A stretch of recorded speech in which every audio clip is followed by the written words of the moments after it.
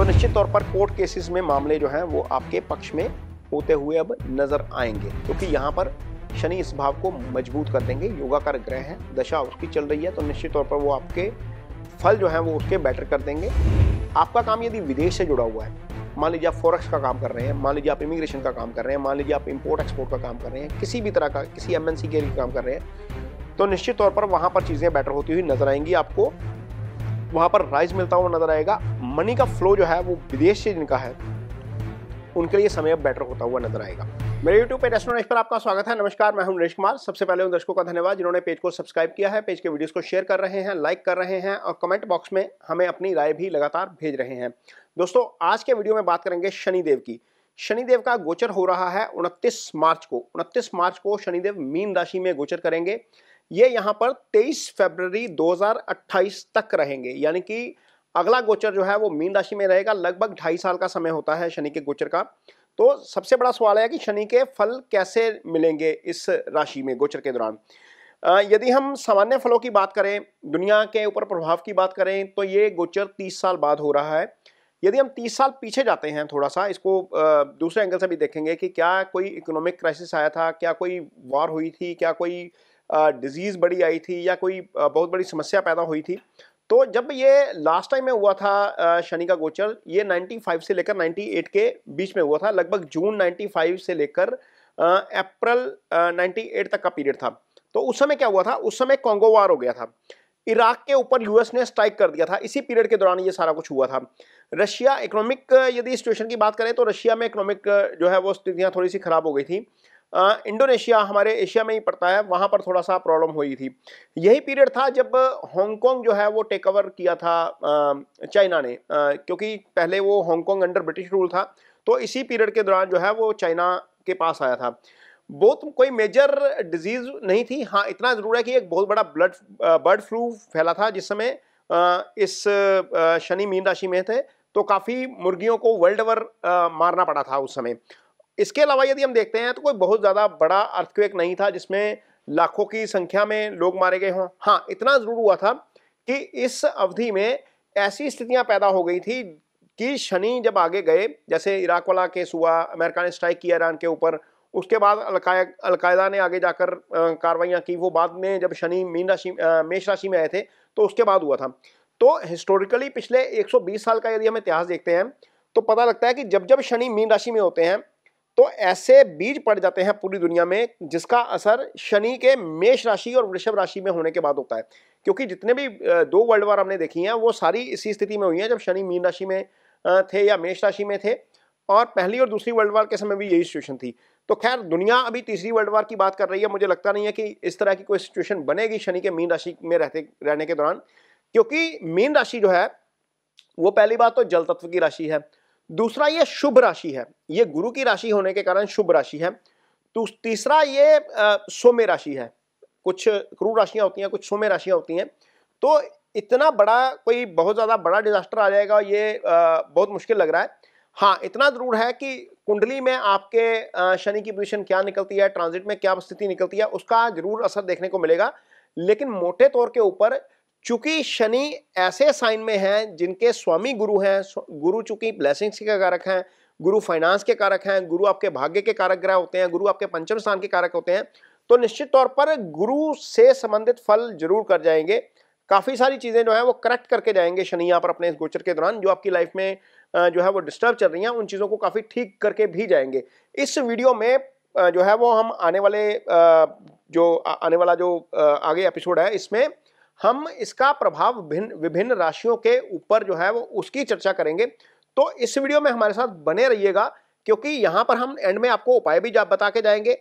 इसका आपकी राशि के ऊपर क्या प्रभाव पड़ेगा ये भी आपको इसी वीडियो में आगे विश्लेषण में बताते हैं।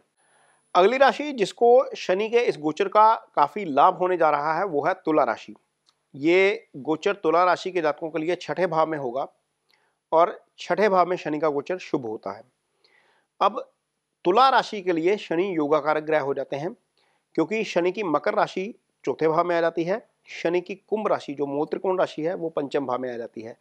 इस लिहाज से शनि जो है वो तुला राशि के जातकों के लिए योगाकारक हो जाते हैं, एक केंद्र और एक त्रिकोण भाव के स्वामी होकर।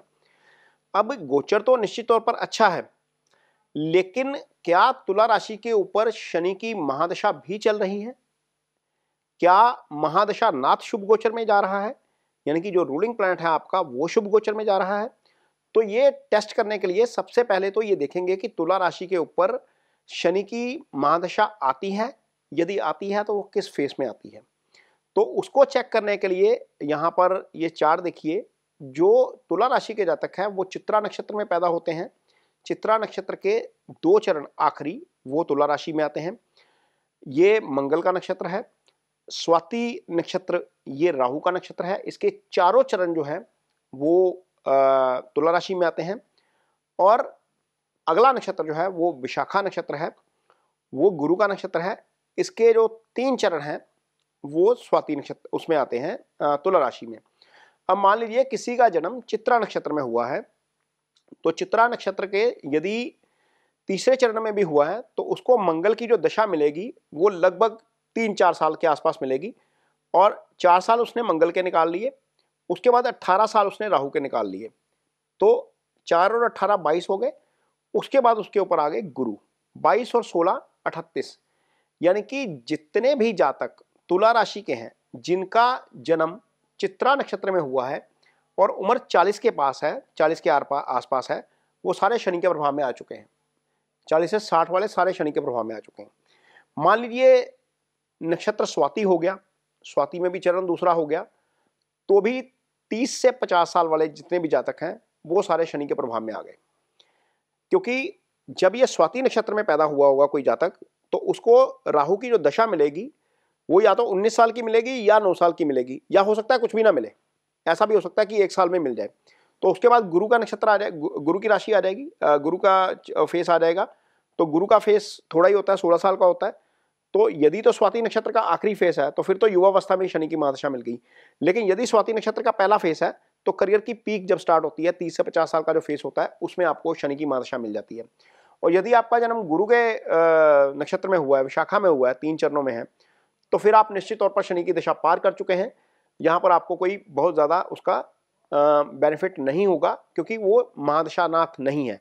लेकिन चूंकि योगा कारक है इसलिए वो अपने भावों के फल अच्छे कर जाएंगे, जहां पर गोचर में है वो अच्छा फल कर जाएंगे। यहां पर आपके लिए इतना भर है। तुला राशि के वो जातक मोटे तौर पर जिनका जन्म चित्रा में हुआ है या स्वाति में हुआ है उनके लिए शनि बहुत अच्छे फल करने वाला है।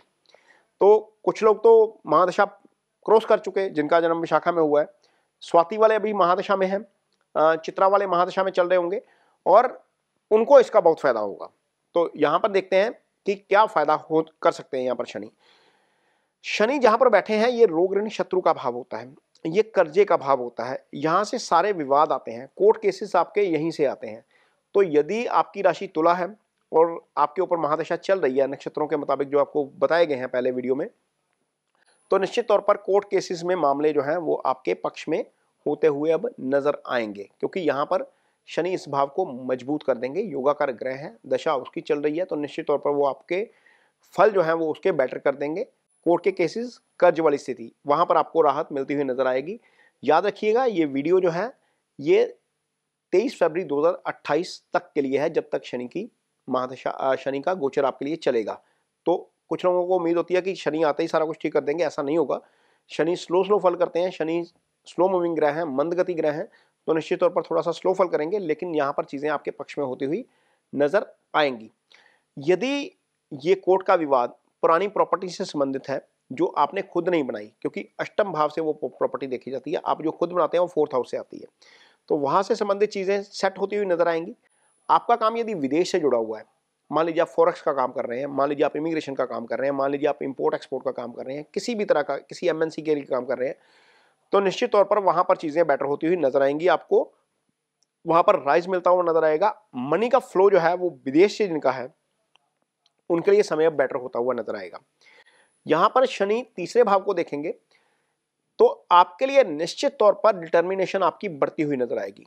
डिटर्मिनेशन का मतलब यह है कि आप कोई भी फैसला करेंगे पूरी कन्विक्शन के साथ करेंगे, पूरे कॉन्फिडेंस के साथ करेंगे। ये 2 कारणों से होगा। एक तो तीसरा भाव जो पराक्रम का भाव है वहां पर शनि का प्रभाव रहेगा।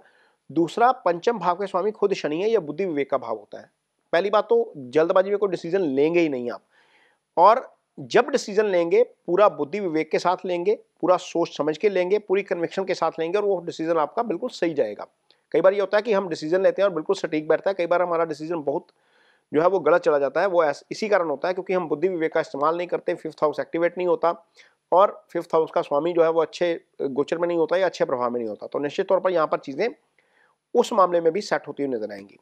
प्रॉपर्टी का काम है जिनका, उनको बहुत फायदा होने जा रहा है, उनके लिए बहुत सारी चीजें सेट होती हुई नजर आएंगी और एसेट क्रिएशन का काम इन 2.5 सालों में निश्चित तौर पर होगा। तुला राशि के जातकों के लिए बहुत सारी एसेट क्रिएट हो सकती हैं।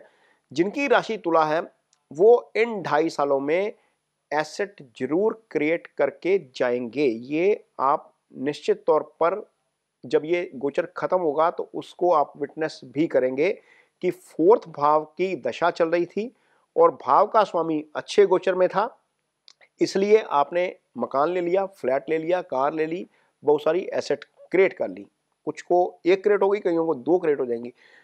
ये भी डिपेंड करता है कि आपका प्लैनेट कुंडली में किस पोजीशन में है, क्या वो विशेष फल कर रहा है या वो सामान्य फल कर रहा है। तो यदि सामान्य स्थिति है तब भी कुछ ना कुछ एसेट क्रिएट हो जाएगी, लेकिन यदि वो आपका प्लैनेट विशेष फल कर रहा है, भाग्य स्थान में पड़ा हुआ है, पंचम स्थान में पड़ा हुआ है, त्रिकोण में पड़ा है, केंद्र में पड़ा है, लाभ स्थान में पड़ा है, तो निश्चित तौर पर वो विशिष्ट फल करके जाएगा, वो अच्छे फल करके जाएगा, एसेट की क्रिएशन ज्यादा हो जाएगी। तो यहां पर निश्चित तौर पर तुला राशि के जातकों के लिए ये चीजें भी होने जा रही हैं। तो ये जो गोचर है तुला राशि के जातकों के लिए बहुत शुभ रहने वाला है। ये 30 साल बाद फेस आया है, बहुत लंबे समय बाद ये फेस आया है। तुला राशि के जातक बहुत परेशान रहते हैं शनि के कारण, और फाइनली ये जो फेस है तुला राशि के जातकों के लिए बहुत अच्छे फल लेके आएगा। यदि आपकी कुंडली में शनि की स्थिति खराब है, मान लीजिए शनि आपकी कुंडली में 6ठे, 8वें, 12वें भाव में पड़े हुए हैं, सूर्य के साथ हैं, अस्त हैं, मंगल के साथ हैं, राहु केतु एक्सिस में है, शनि बहुत अच्छी पोजीशन में नहीं है, तो आपको शनि की रेमेडीज जरूर करनी चाहिए। शनि की रेमेडी के तौर के ऊपर सबसे पहले तो यह है कि एक काली जो उड़द की दाल होती है उसका डोनेशन किया जा सकता है शनिवार शाम के समय। शनिवार शाम के समय ही रेमेडी करेंगे। यदि शनि मंदिर जाना है, वहां पर शनिदेव की शिला को तेल अर्पित करना है, तो बाउल जो होता है जिसको छाया पात्र बोलते हैं, उसमें अपना फेस देखिए, उसमें सिक्का डालिए, तेल अर्पित करिए। काली दाल जितनी अफोर्ड कर सकते हैं, 10 ग्राम अफोर्ड कर सकते हैं तो 10 ग्राम ही डोनेट किया जा सकता है। शास्त्र कहता है कि जितना आप अफोर्ड कर सकते हैं उतना ही दान करिए। अपनी अफोर्डेबिलिटी के बाहर जाकर दान किया हुआ दान अच्छा नहीं होता, दान वो लगता नहीं है। जितना आप अफोर्ड कर सकते हैं उतना दान करिए। शनि की शिला पर तेल अर्पित करिए। शनि के मंत्रास होते हैं ओम शन शनिश्चराय नमः, इस मंत्रा का जप करिए। 1 माला डेली करेंगे तो भी सफिशिएंट रहेगा। यदि आप नहीं कर सकते तो किसी ब्राह्मण से संकल्प लेकर, अपने नाम का संकल्प देकर वो करवाइए। ये 3 रेमेडीज शनि की बहुत अच्छी रेमेडीज हैं। इसके अलावा यदि आप ऑफिस में सीनियर हैं, यदि आपका मैन्युफैक्चरिंग का काम है, यदि आपका कोई कारोबार है जिसमें बहुत सारा लेबर काम करती है, तो सारी लेबर सैटर्न को रिप्रेजेंट करती है। आपका अपनी लेबर के साथ बिहेवियर कोर्डियल होना चाहिए। यदि आपका अपनी लेबर के साथ बिहेवियर कोर्डियल नहीं है तो सैटर्न के आपको अच्छे परिणाम नहीं मिलते। जितना आपके साथ मासिस खुश रहेगा उतना आपको सैटर्न के अच्छे फल मिलते हैं। इसलिए अपना बिहेवियर जरूर कोर्डियल रखिए, खासतौर पर अपने से जूनियर के साथ। तो ये शनि की रेमेडीज हैं जो की जा सकती हैं। जिनका शनि पीड़ित है, जिनके शनि की स्थिति खराब है, वो ये रेमेडीज जरूर करें।